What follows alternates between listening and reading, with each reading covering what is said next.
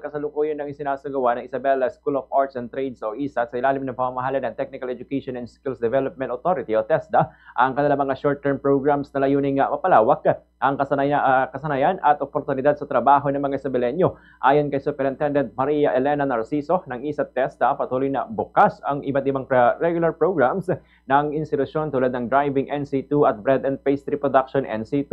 May dalawang batch din na kasalukuyan sumasailalim sa pagsasanay, ngunit may isa pang batch na nangangailangan pa ng karagdagang enrollees.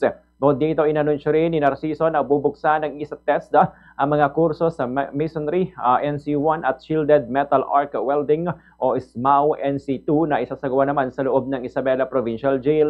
Ang mga programang ito ay bahagi ng scholarship program ng Pamahalang Panlalawigan ng Isabela na layuning bigyan ng panibagong pagkakataon ang mga persons deprived of liberty o PDL na makakuha ng kasanayan para sa kanilang muling paglawas sa bilangguan.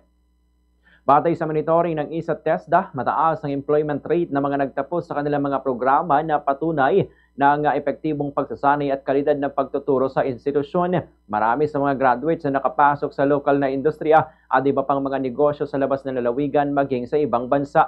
Hinimok naman ni Superintendent Narciso ang publiko, lalo na mga kabataang naghahanap ng oportunidad sa trabaho o nais mag-level up ng kanilang skills na mag-enroll sa mga available na kurso ng ISAT TESDA sa Barangay Calamagis, 2nd City of Ilagan. Tiniyak din niya na patuloy na magbubukas ang ISAT TESDA ng iba't ibang programa sa ilalim ng TESDA upang matugunan ang pangailangan ng lokal at pambansang labor market.